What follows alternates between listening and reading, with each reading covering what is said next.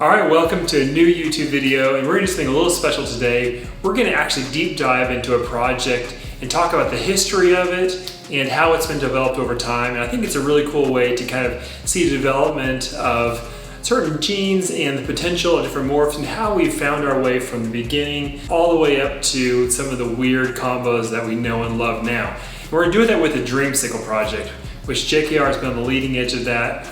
Almost from the very beginning. We're going to explain kind of how that's been developed and how we've narrowed down on this really specific, really crazy, awesome combos with the Dreamsicle.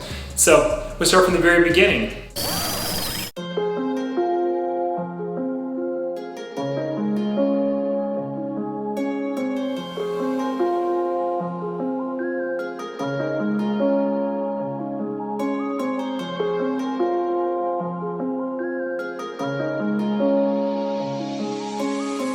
Alright, so the beginning of the Dreamsicle project starts with the king himself, Ralph Davis. Ralph Davis was a huge inspiration to this industry, especially at the very beginning, because he was making incredible combos long before anyone else did. And he kind of led the drive on actually combining some of these morphs when a lot of people were still just trying to make more of single genes. And his signature animal, one of his main signature animals at the beginning, was the Dreamsicle, which he made back in 2005.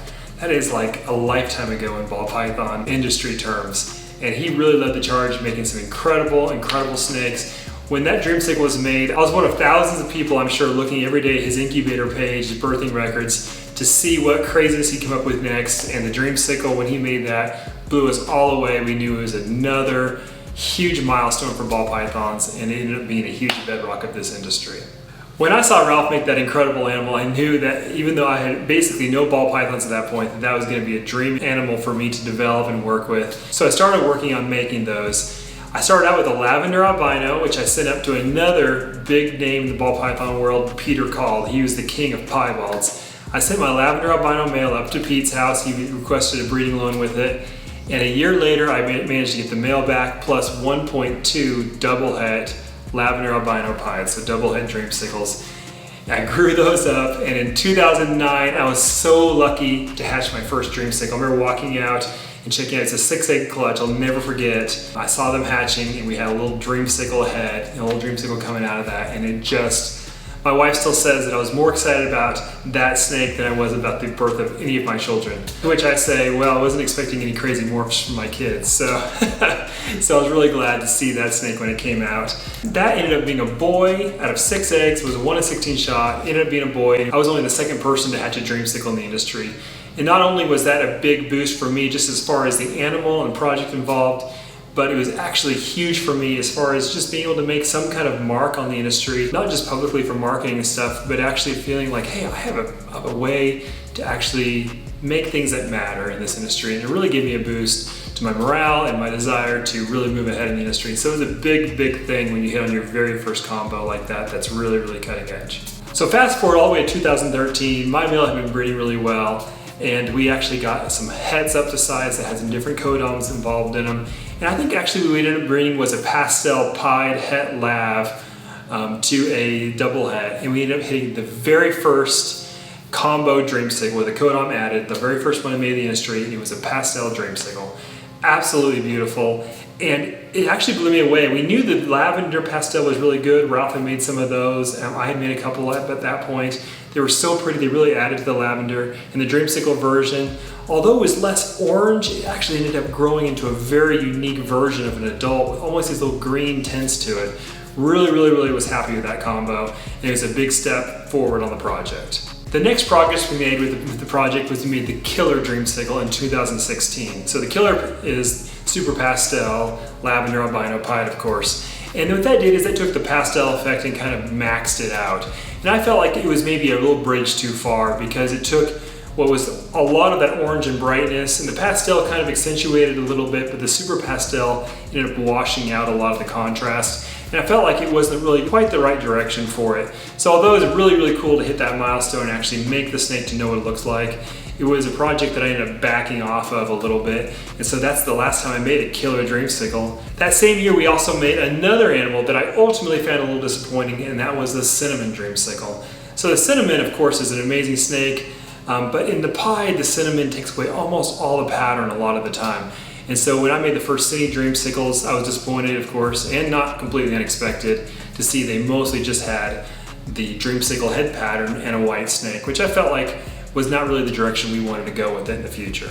So 1 year later, we finally hit our major breakthrough as far as Dreamsicle combos, and that was with the Yellowbelly Dreamsicle. The Yellowbelly changed it all. JKR was actually the first to make the Yellowbelly pied a few years earlier, and we called it the Pumpkin Pied. So this ended up being the Pumpkin Dreamsicle. It took a little while to get it into the lavender as well, but it took what was pretty much our bedrock amazing combo, the Dreamsicle, and it actually made it brighter orange, which was the whole goal throughout the whole thing. And it also actually added some really cool, pixelation and awesome pattern to it. So the Yellowbelly Dreamsicle was like, that's it, that's a big winner. How can we build on that? That same year, we also managed to hit the Pastel Yellowbelly Dreamsicle, which was really pretty. And initially I was like, it's not as bright as the Yellowbelly Dreamsicle, but it actually grew into an even brighter adult. It actually was the brightest Dreamsicle combo we had made at that point. It really aged incredibly well. And so that's a big plus for that Pastel Yellowbelly Dreamsicle. It's a combo that I recommend highly to people to this day. That same year, we also made the Leopard Dreamsicle, which turned out really good. It didn't change the color as much as I hoped, but it added some neat pattern elements to it. And of course, adding another gene is just really valuable down the road. So in 2018, we actually made one of the big landmark Dreamsicle combos that really changed our direction a lot, which was the Orange Dream Dreamsicle. Initially, I wasn't sure if it was going to be a good combo, if the Orange Dream would change it much at all, but I liked the idea because I thought of the name, the Inception, because it's a dream within a dream, an orange dream within a dreamsicle. So I thought, that's a cool name. Maybe it'll make something really neat. Let's go ahead and give it a shot.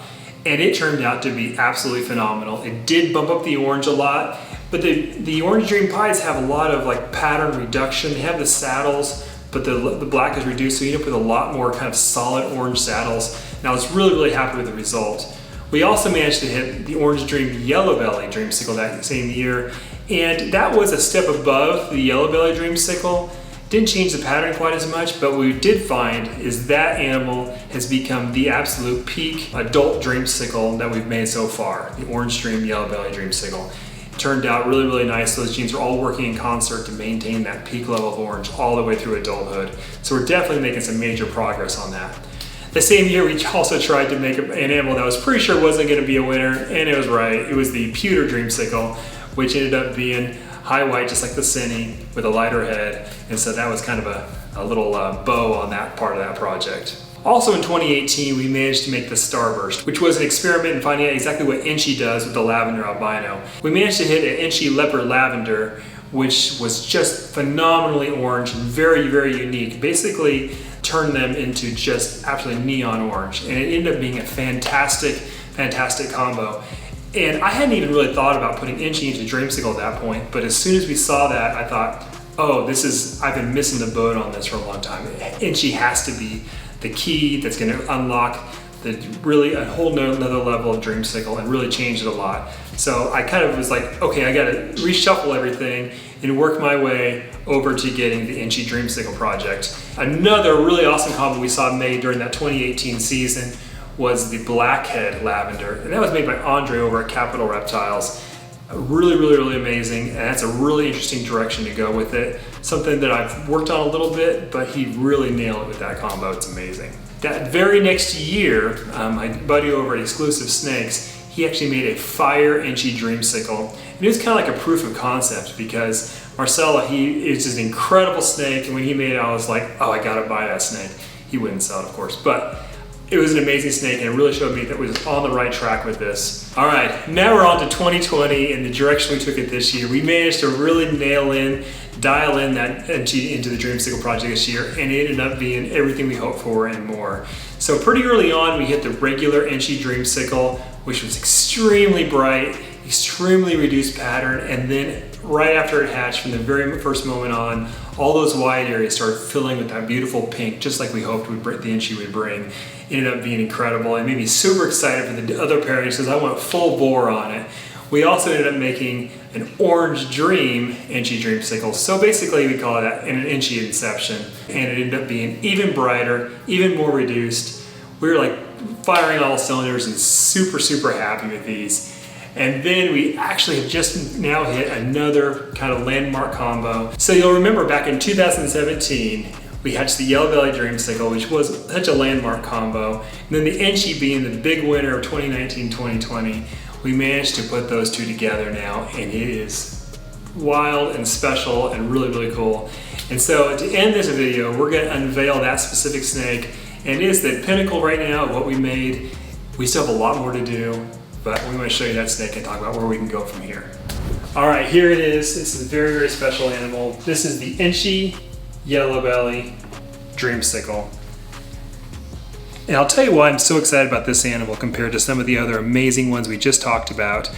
So this has more pink than any of the other combos, because what's happened is the Yellowbelly has opened up the black parts of the snake and allowed the Enchi pinks to come in.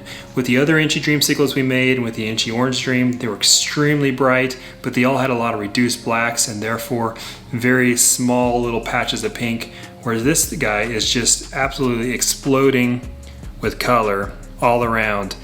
And although he's young, he's gonna improve so much with age. I'm extremely excited to see where this project will lead.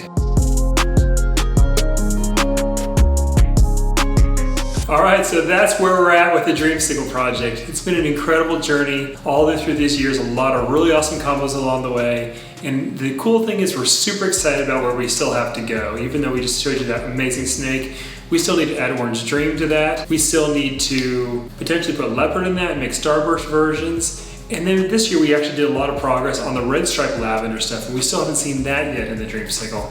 So honestly, I'm really excited for years to come, and maybe in another 10 years we'll be able to make a video that blows this one out of the water. We can't even believe that we didn't see how great it could be. So thanks so much, you guys. Hope you enjoy it. Big shout out for the t-shirt. Thanks so much for Royal Genetic Reptiles. Appreciate you guys so much, and I'll see you next week.